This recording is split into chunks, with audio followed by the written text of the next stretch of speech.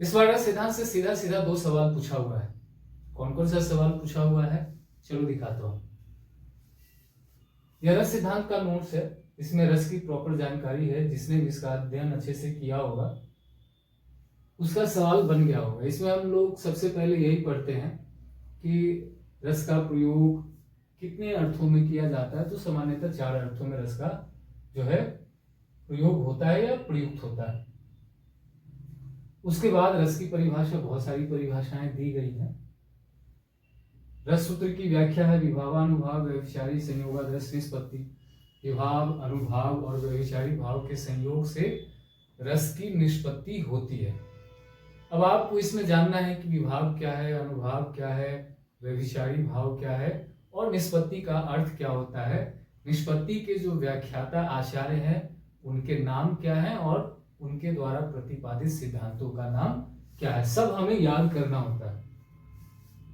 तो बहुत संभव है कि इस बार जहां से सवाल पूछा है वहां से ना पूछकर जो निष्पत्ति के व्याख्याता आचार्य हैं वहां से सवाल पूछ ले, कुछ भी पूछा जा सकता है। इसका अध्ययन प्रॉपर तरीके से होना चाहिए, A to Z आपको याद हो।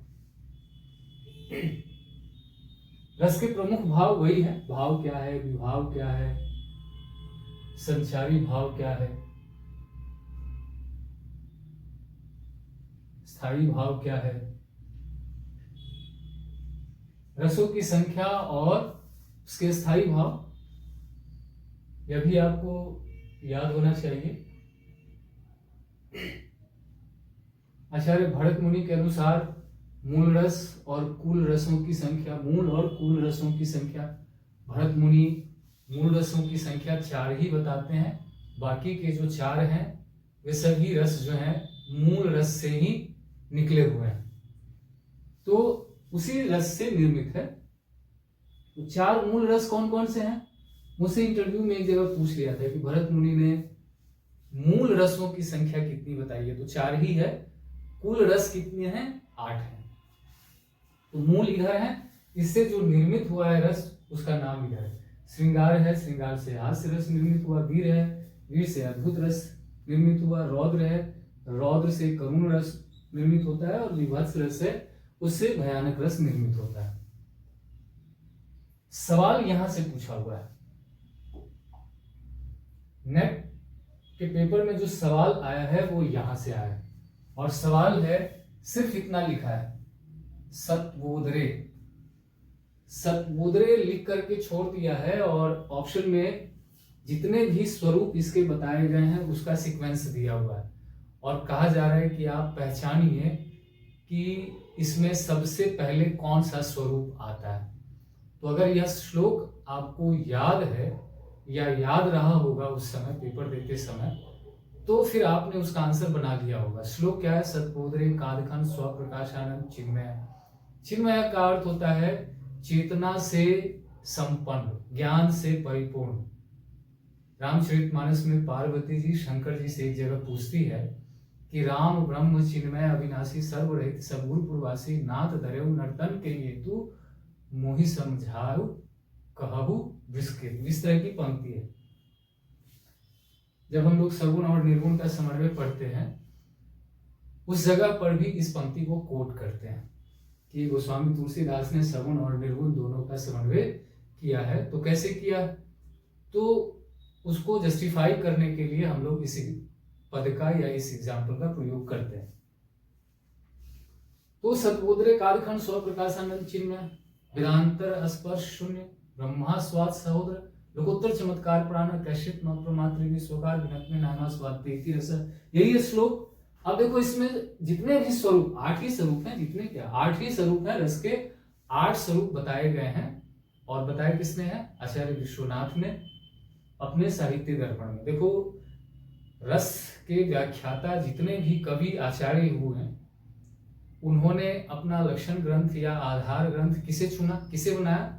तो रस का निरूपण करने के लिए कवि लोग इसी ग्रंथ को अपना आधार ग्रंथ बनाते थे। भरत मुनि के नाट्य शास्त्र से तो सामग्री लेते ही थे, लेकिन जो प्रधान ग्रंथ होता था वो यही है, साहित्य दर्पण। बहुत फेमस ग्रंथ है, इसका नाम आपको मालूम होना चाहिए।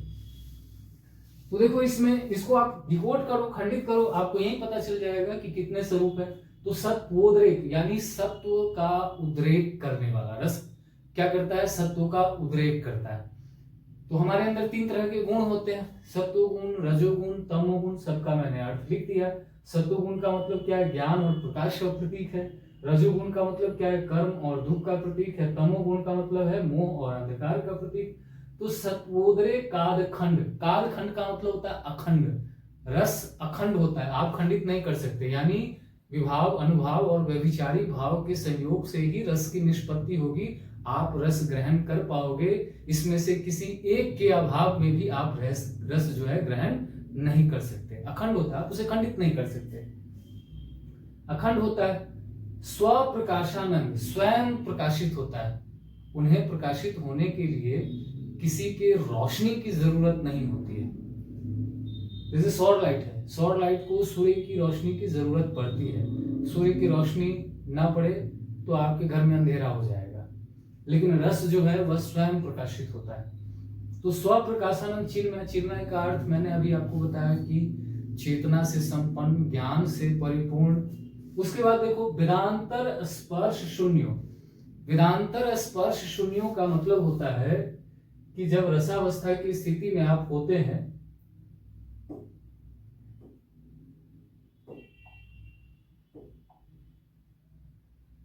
जब आप रसावस्था की स्थिति में होते हैं तो फिर किसी भी प्रकार की ज्ञान की बातें आपको अच्छी नहीं लगती है, आप ज्ञान की बातों से ऊपर उठ जाते हैं। तो ज्ञानात्मक बातें जो है रसावस्था की स्थिति में अच्छी नहीं लगती है। तो वही है वेदांतर स्पर्श शून्य, वेद आदि के ज्ञानों से या उसके स्पर्श से आप मुक्त हो जाते हैं। ब्रह्मास्वाद सहोदर, ब्रह्मानंद की प्राप्ति होती है आपको। लोकोत्तर चमत्कार प्राण कैशित म प्रमात्र भी, तो लिखा है अगला है लोकोत्तर चमत्कार प्राण, अलौकिक आनंद पाकर आत्म विभोर होना होता है इसका। उसके बाद है स्वकारवत भिन्नत्व। इसका अर्थ होता है कि आस्वाद्यमान रस और आस्वादक के बीच किसी प्रकार की भिन्नता नहीं रहती, यानी रस और उसे ग्रहण करने वाले के बीच में किसी प्रकार की कोई भिन्नता या अंतर जो है अलगाव नहीं रहता। तो यही है स्वकार भिन्नत्वा नायमा स्वादते इति रस है। श्लोक याद होगा तो आपका आंसर बन जाएगा। जरूरी नहीं है कि इस बार पूछा है तो अगली बार नहीं पूछेगा, अगली बार भी पूछा जा सकता है। इस बार तो पूछा है कि श्लोक दे करके कि इसमें सबसे पहले क्या आता है। बहुत संभव है अगली बार जो है वह नाम ही दे दे, स्वरूप का नाम ही दे दे और आपसे कहे कि इसको अरेंज करो क्रम से कि पहले कौन आता है बाद में कौन आता है। तो आप श्लोक जरूर याद रखना। सतबोधरे कादखंड स्वप्रकाशानंद चिन्मय वेदांतर स्पर्श शून्य ब्रह्मास्वाद सहोदर लोकोत्तर चमत्कार प्राण कैशित मौ प्रमात्रिवी स्वकार भिन्नत्वे नायमा स्वादते इति रसा। तो एक सवाल यहां से पूछा हुआ है, तो जिसने भी इसका अध्ययन अच्छे से किया होगा उसका एक सवाल बन गया होगा। अब देखो दूसरा सवाल कहां से है, वह भी इसमें है। रस निष्पत्ति और उसके व्याख्याता आचार्य, बहुत महत्वपूर्ण टॉपिक है। आप मानकर चलो कि अगली बार जो पेपर होगा, परीक्षा होगी, उसमें यहीं से सवाल पूछा जाएगा, आपके सिर पर यही उठा करके पटक देगा। तो इसका अध्ययन आप अच्छे से करके जाना कि भट्ट लोलट ने क्या कहा, भट्ट शंकुक ने क्या कहा, भट्टनायक ने क्या कहा और अभिनव गुप्त ने क्या कहा। उत्पत्तिवाद किसका है, उत्पत्तिवाद को ही आरोपवाद कहते हैं। आरोप कर देना यानी जो दर्शक है, श्रोता है, वह अनुकर्ता पर ही अनुकार्य का आरोप कर देते हैं। जैसे आपने रामचरितमानस पर आधारित रामायण सीरियल देखा होगा, तो उसमें राम जी का रोल किसने प्ले किया है, अरुण गोविल ने। तो देहात में, ग्रामीण क्षेत्रों में बहुत सारे लोग अभी भी अरुण गोविल को ही राम मानते हैं। उन्हें लगता है कि यही राम भगवान है, उन्हें ही राम समझकर लोग पूज रहे हैं। तो कहने का मतलब है जब आप अनुकर्ता पर अनुकार्य का आरोप कर देते हो, वह किस में आता है, आरोपवाद में। यानी उस आरोपवाद का अर्थ है अनुकर्ता पर अनुकार्य का आरोप कर देना। पहले तो नाटक ही खेलते थे लोग, तो जिसका अभिनय करते थे लोग मान लेते थे कि वह अभिनय नहीं कर रहा बल्कि वही है। अनुमितिवाद अनुमान करते थे। उसके बाद है भोगवाद या भुक्तिवाद। भोगवाद या भुक्तिवाद का अर्थ है कि भोग करने से रस की निष्पत्ति होती है। और अभिव्यक्तिवाद का मतलब है अपने विचार को अभिव्यक्त करने से। मान लो जितनी भी किताबें आप पढ़ते हो, लेखक ने उसे अभिव्यक्त ही नहीं किया होता, लिखा ही नहीं होता, तो आप रस कहाँ से ग्रहण करते? कमायनी अगर न लिखी गई होती तो कमायनी पढ़कर आप कहाँ से रस ग्रहण करते? बिना पढ़े उसका रस कैसे ग्रहण करते? उसको अभिव्यक्त किया गया, फिर हमने उसे पढ़ा या हमने कमायनी को पढ़ी, कविता पढ़ी, तब जाकर हमें रस की जो है प्राप्ति हुई। तो ये कहते हैं कि अभिव्यक्ति से रस निष्पत्ति होती है या रसास्वादन होता है, रस आप ग्रहण करते हो।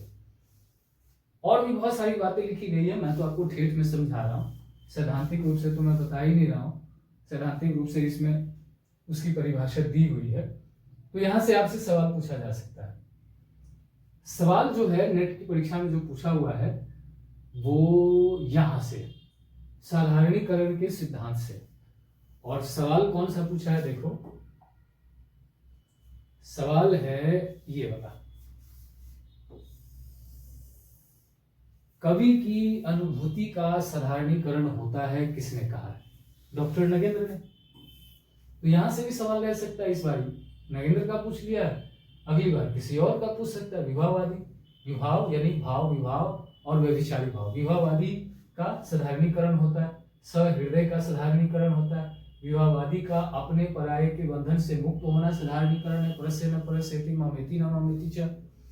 उसके बाद है आलम्बनत्व धर्म का जो है साधारणीकरण होता है। अब आलम्बन क्या है, उद्दीपन क्या है, यह भी आपको मालूम होना चाहिए। तो आलम्बन उद्दीपन आपको मिलेगा विभावानुभाव वाले में। विभाव, अनुभाव, संचारी भाव में जब आप जाओगे, इन तीनों को जब डिकोड करोगे तो उसी में आपको आलम्बन और उद्दीपन मिल जाएगा।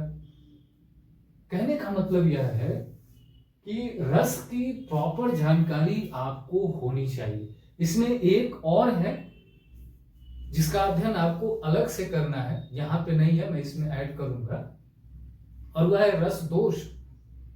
रस दोष भी 8 प्रकार के बताए गए हैं, उसकी जानकारी भी बहुत जरूरी है।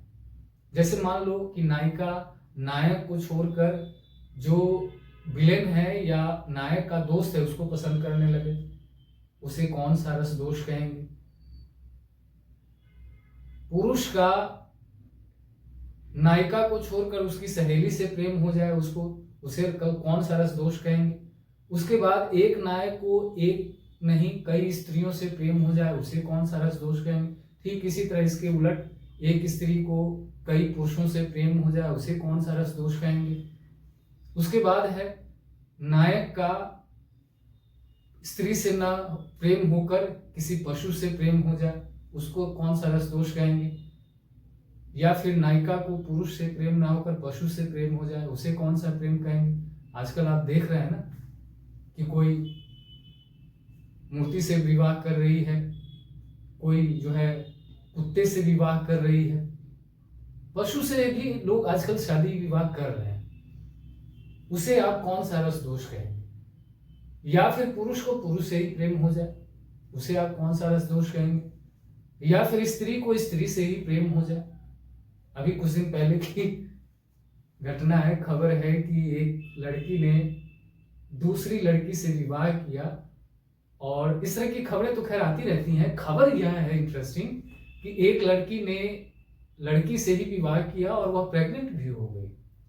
शायद बच्चे को भी उसने जन्म दिया है, और नहीं भी दिया है तो देने वाली होगी। तो इस तरह के जितने भी दोष हैं वे सारे दोष किस कैटेगरी में आएंगे? तो रस दोष भी 8 प्रकार के बताए गए हैं, उसका अध्ययन भी जरूरी है। तो अगर आप जानना चाहते हैं कि रस दोष कितने हैं, कि 8 है, तो 8 ही मैंने बता ही दिया, लेकिन कौन कौन है आप जानना चाहते हैं कि कौन कौन से रस दोष हैं, तो आप मुझे कमेंट करके बताना। अगली बार मैं उस पर वीडियो बनाकर आपके लिए उपलब्ध करवा दूंगा।